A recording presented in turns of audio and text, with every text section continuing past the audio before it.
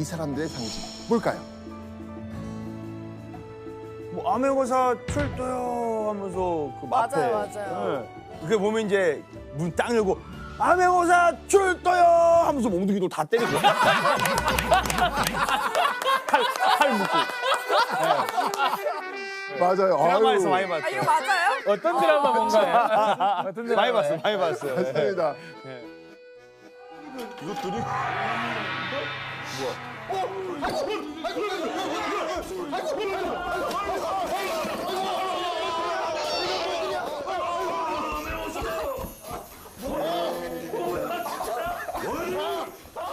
아, 맞습니다. 자, 이 네. 숨어서 아이고. 다니던 암행어사들은요, 탐관오리를 벌주려는 결정적 순간에 바로 이 마패로 정체를 딱 드러냈죠. 자, 그런데 여러분들, 암행어사 하면 암행어사 누구 이렇게 딱 떠오르는 인물이 있지 않나요? 누굴까? 자, 암행어사의 대명사 바로 이분 박문수. 그렇죠.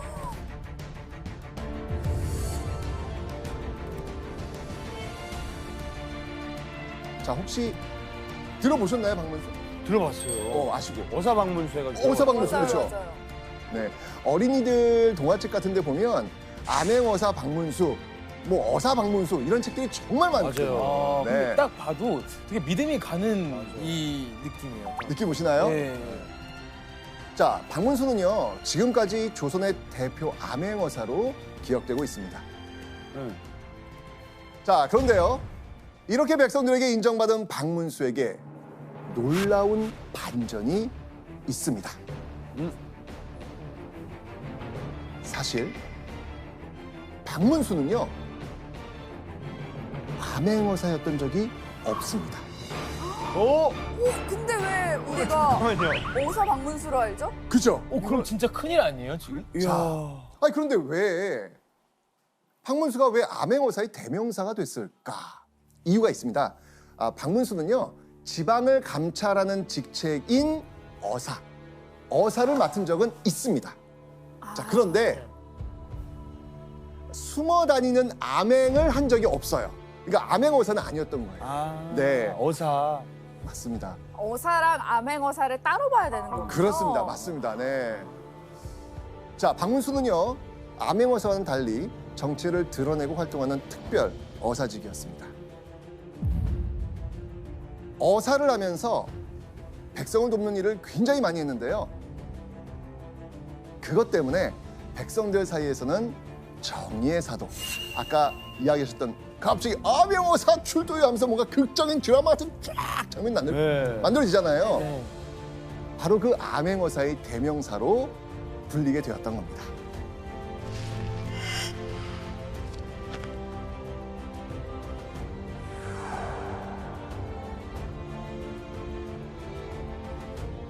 이 백성에게 사랑받은 관료 박문수. 그러면 조선 조정에서는 과연 어땠을까요? 덜덜덜덜덜덜덜. 조정은 싫어하죠. 네. 떨죠, 떨어. 근데 좋아할 수도 있지 않아요? 자, 박문수는요, 조선 조정에서는요, 영웅은커녕 이단아의 미치광이로 어우. 취급받습니다. 미치광이까지요? 반전이죠. 오, 미치광이? 네. 아니 대체 왜 박문수는 백성들에겐 인정받고 조정에서는 미움을 받았을까요? 자, 오늘 주제는요, 어사 박문수는 왜 조선의 이단아가 되었나? 우리가 몰랐던 어사 박문수의 진짜 모습을 벗겨보겠습니다.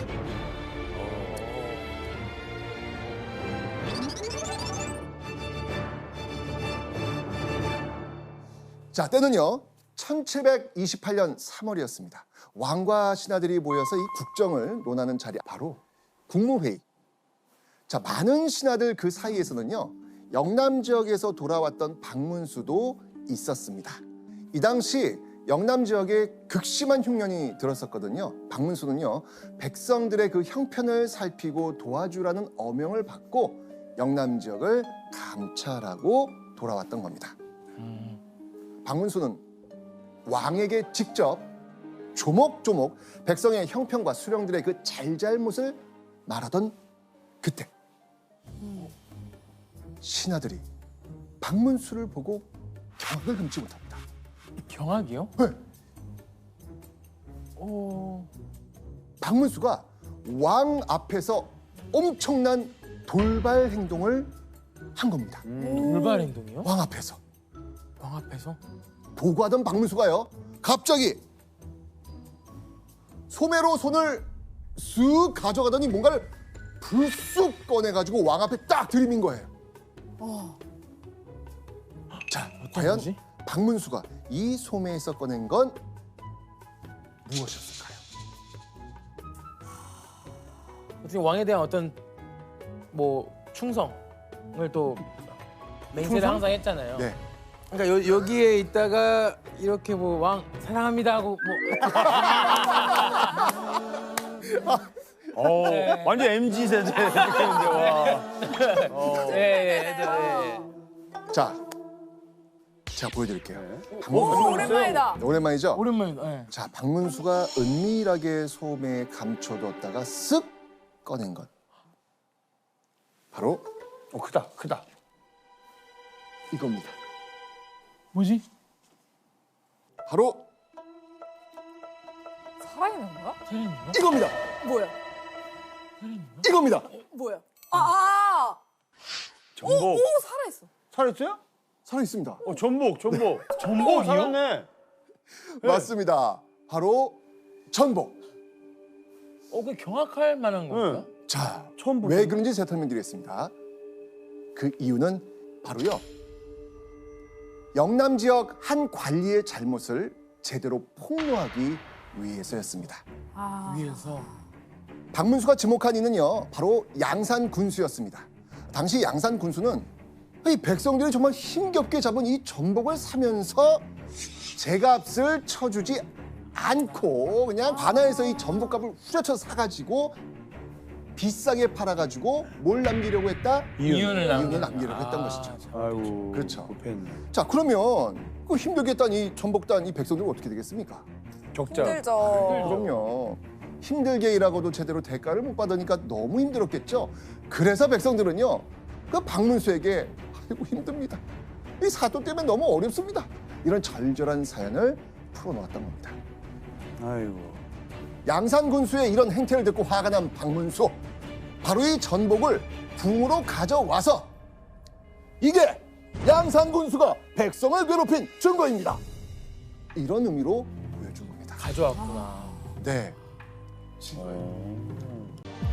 이 왕과 박문수가 만납니다.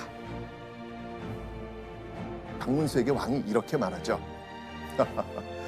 경은 성품이 매우 좋은데 모자란 것은 학문일 뿐이요. 나 역시 그러니 우리 서로 힘씁시다. 그러니까 이게 왕이 이 박문수에게 학문이 부족하다면서 이렇게 애둘러 얘기하는. 질책을 한 거잖아요. 같이 또 나도 하자. 그러니 같이 합시다. 뭐 네. 이런 식으로. 그죠? 만약에 동현 씨한테 왕이 이렇게 이야기하면 뭐라고 얘기하시겠습니까? 저는 뭐다. 아유 감사합니다. 같이 그러면 시간 날 때마다 가서 같이 제가 따라서 많이 배우도록 하겠습니다. 예. 왕 앞이니까 뭐. 그렇죠. 그러니까 보통은 지금 말씀하신 대로 예. 뭐 더 공부하겠습니다. 서운이 뭐, 많고. 예, 뭐 정도로 뭐 고개를 숙이고 이야기를 하겠죠. 그런데 박문수가 어떤 사람입니까? 설마. 그래도 왕한테는 설마. 박문수가요 이렇게 말합니다. 지금의 학문은 겉만 번지르르 해서 하지 않은 것만 못합니다. 오. 신은 학문이 없어도 옛사람들에게 부끄러울 게 없습니다. 와. 자, 이 기죽지 않고 받아치는 박문수를 보면서 왕은 과연 어땠을까요? 계속 선전이 이어지니까 경이 아니면 누구도 이런 말을 못한다. 와. 이야. 그렇게 왕은 그런 박문수를 이해했고요. 심지어 직언하는 이 박문수를 참 좋아했던 겁니다. 박문수가 왕과 설전을 벌인 일은 여러 번 확인이 됩니다. 그러니까 일례로 박문수가 왕의 얼굴을 똑바로 쳐다보는 행동에 대해서 지적한 신하가 있었습니다. 그때 박문수의 대답이 뭐냐면 아들인 신하가 아버지인 왕을 쳐다보는 게 뭐가 문제가 되냐. 오. 그러니까 코 쳐박고 아부 떨지 말고 우와. 얼굴 보고 이야기하자라고 우와. 하고, 그러니까 조선의 관료들 중에서 박문수처럼 격한 말을 하고서 혼나지 않은 사람은 드물지요. 그 얘기는 뭐냐면 왕과 박문수 사이가 아주 절대적인 신뢰관계가 형성되었기 때문에 가능한 행동이었습니다. 아. 자, 이 왕의 절대적인 신뢰를 받았던 박문수. 그런데요, 과연 이 왕 누굴까? 누굴 것 같아요? 누굴까? 자, 그러면 이 왕이 누구인지 한번 보겠습니다. 네, 아. 바로 조선 21대 왕 영조였습니다. 와.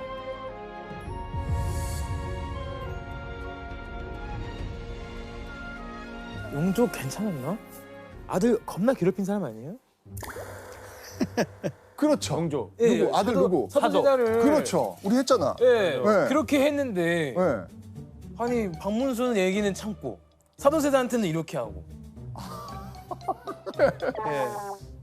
정말 냉정하고 예민하고 깐깐하기로 소문난 아, 영조였죠. 맞아요, 맞아요. 그런데 이때 박문수 앞에서만큼은 정말 너그러운 군주였습니다. 와 신기하네. 신기하죠. 그죠? 영조가 박문수를 신뢰하고 품어준 데는요, 특별한 이유가 있었습니다. 어떤 이유지? 둘은요, 네. 이전부터 아주 각별한 사이였거든요. 아 이전부터. 네, 맞습니다. 자, 여기서 문제 한번 풀어보시죠. 박문수와 영조는 과거 어떤 사이였을까요? 이게 되게 키포인트네요. 중요하죠. 무슨 사이냐? 아주 중요하죠. 정답. 네, 약간 박문수와 영조 약간 성균관 동기? 성균관 동기 오답. 아 저는 조금 알 것 같아요. 와 네. 이런 거 참 오, 좋잖아요. 오, 좋아요. 왜냐면 아까 출생 연도를 봤을 때 비슷하더라고요. 재위 기간이랑 오. 박문수의 나이를 봤을 때 비슷했어요. 그런 걸 봤어요? 아 그러면 이제 어릴 때 네. 박문수가 2년 선배 학교 초당 2년 선배 네. 선후배 선후배. 오답. 네. 근데 공부했다는 이야기를 지금 네. 아까 했잖아요. 네, 조금 더 확장을 좀 시켜봅시다. 자, 갑시다. 네, 아 정답. 정답. 박문수가 네, 영조의 어, 선생님이었어요. 정답. 아 제가 그 얘기 해주세요. 와, 야, 맞네. 수업하다가. 둘의 특별한 인연. 박문수와 영조는요, 스승과 제자 사이였습니다. 아. 박문수가 영조를 직접 가르쳤었거든요. 그래. 네.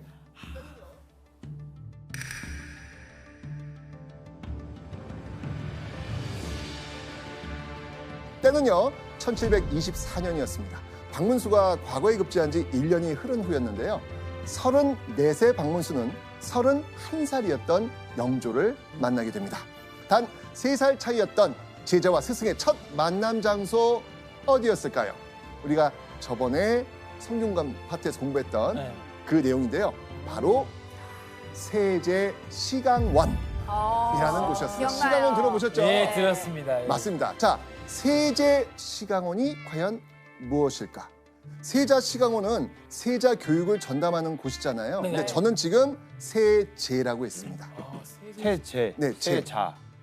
아 제. 이거는 왕의 친척, 왕의 형 아니면 왕의 동생을 교육하는 박문수가 있다니까. 정답! 오늘 조나단 날라다닌다. 네, 바로 세제는요, 왕위를 이어받을 왕의 동생을 뜻합니다. 맞네. 세제 시강원은 세제였던 영조가 왕이 되기 전 교육을 받았던 곳이죠. 자, 그럼 이때 왜 세제가 등장했을까? 조나단, 영조의 전 임금 혹시 누군지 아세요? 저희가 그때 배웠잖아요. 그렇죠, 배웠죠. 음식 네. 나왔잖아요. 그렇죠. 간장게장 오! 나왔어요. 경종. 아우. 와, 경종이었어요. 와, 맞습니다. 영조의 형 네. 경종. 제가 못 맞췄잖아요, 음식. 맞아요. 그렇죠. 네, 게장. 이 경종은요, 즉위 이후에 자식을 보지 못하고 있었죠. 결국 신하들의 권유에 따라서 동생 영조를 후계자로 확정했던 겁니다. 후계자 가능성이 거의 없었던 영조가 하루아침에 28 늦은 나이에 세제가 되었던 것이죠. 박문수는요, 영조에게 이 왕의 덕목과 고서를 가르치는 관리이자 스승이었습니다. 게다가 3살 차이밖에 나지 않는 스승과 제자, 친구지. 굉장히 돈독했겠죠. 네. 그죠? 네.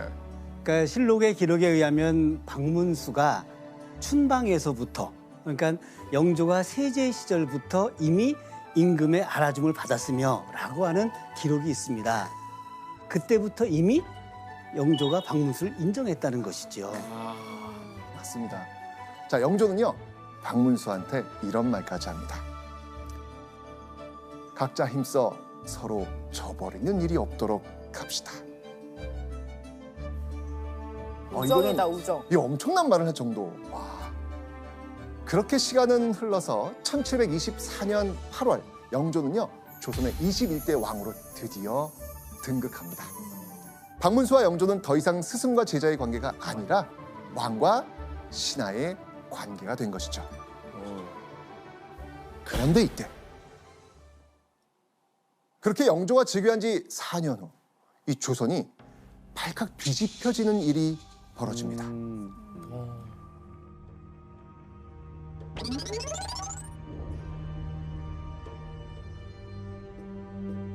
어느 날 영조에게 이런 말이 전해집니다.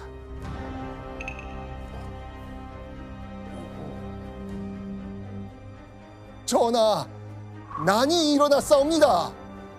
난 지방에서 영조의 목숨을 위협하는 반란이 벌어진 겁니다.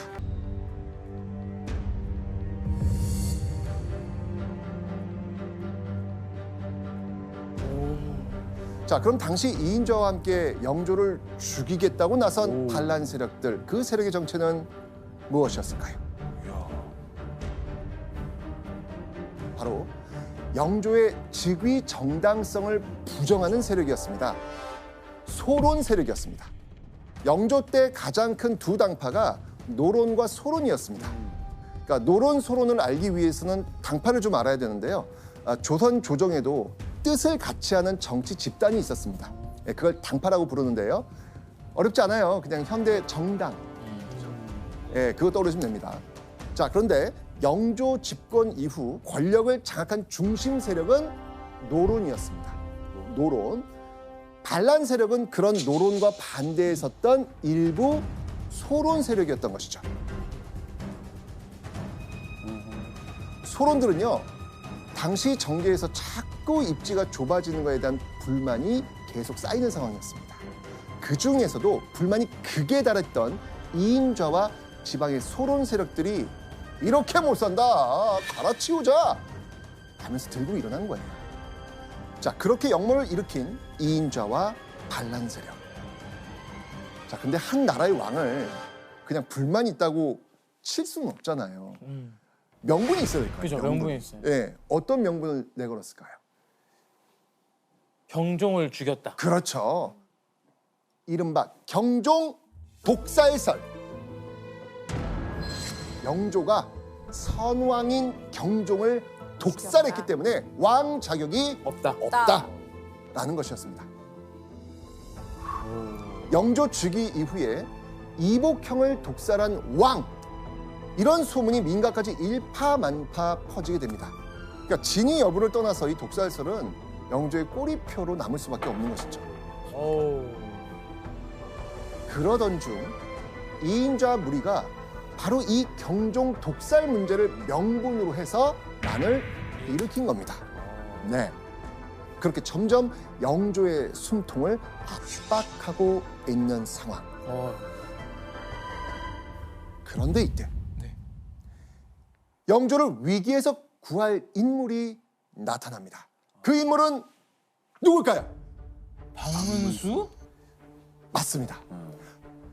반란 세력을 토벌할 진압군의 선봉에 바로 박문수가 있었던 것입니다. 근데 그 박문수는 뭔가 이 전쟁에서 확 싸우는 이런 장수는 아니었거든요. 맞습니다.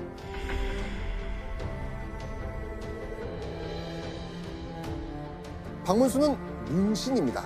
자, 그런데 문신이었지만 영조의 부름에 막 한달음에 달려온 거예요. 아, 진짜. 다시 한번 영조와 박문수 관계를 좀 느껴지시죠? 청난 사이네요. 바로 오네. 이야. 그러니까. 맞습니다. 그리고 박문수는요, 이 진압군의 총책임자를 옆에서 보조하면서 난을 진압하는데 정말 온몸을 바쳐서 앞장섭니다. 그런데 여기서 놀라운 사실이 하나 있습니다.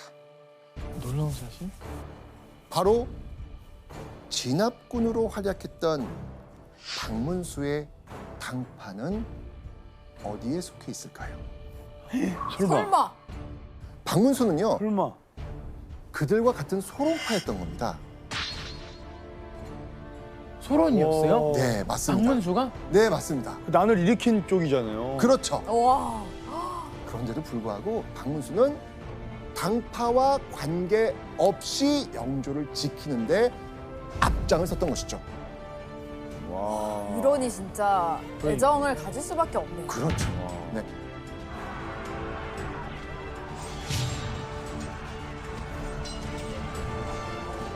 과연 이 이인조의 난의 결론은 어디 있을까요? 역사에 이인자의 난이라 남았으니까 아, 야. 오. 와. 진압이 된 거네. 맞습니다. 맞아. 결국 박문수가 활약한 진압군의 대승이었습니다. 오. 그렇게 막을 내린 난. 목숨을 위협당했던 영조는 겨우 한숨 돌리게 되죠. 그런데 영조와 자신의 신념을 지키기 위해 같은 편인 소론을 치는데 주저하지 않았던 박문수.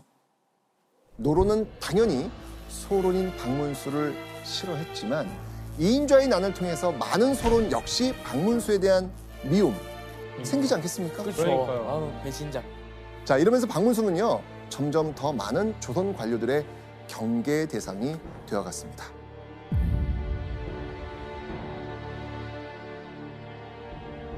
자, 그럼 이인좌의 난이 끝난 후 조선의 상황은 과연 어땠을까요? 금방 안정되진 않습니다. 영조가 불안할 수밖에 없는 상황은 계속 되는데요. 특히 불안한 지역이 있었는데요. 어디였냐면 영남 지역이었어요. 영남. 자, 왜냐하면 이인좌의 난 당시 영남 지역에서만 수만 명 정도로 추정되는 사람이 이 이인좌의 난에 가담했거든요. 그래서 연루된 사람들이 벌 받을까 봐 다 도망가 버린 겁니다. 자, 이러면서 온 골이 막 텅텅 비어버린 이런 황당한 상황이 벌어지는 것이죠. 자, 그래서 영조가 선택한 영남 지역 백성을 달랠 적임자 누구? 박문수. 박문수. 맞습니다. 자, 그런데 박문수는요, 그곳에서 또 한 번 파격적인 행동을 보입니다. 와. 영남에서도. 네. 이번엔 뭐였을까요?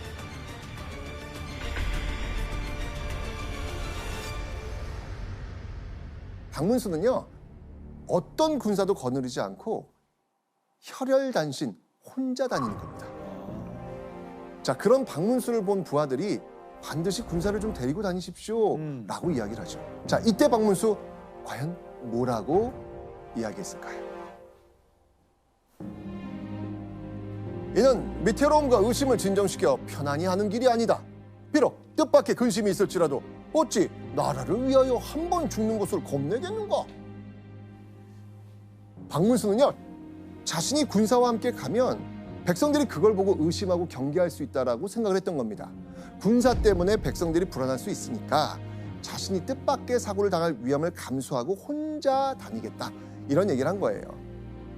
그러면 이런 박문수를 본 백성들 어땠을까요?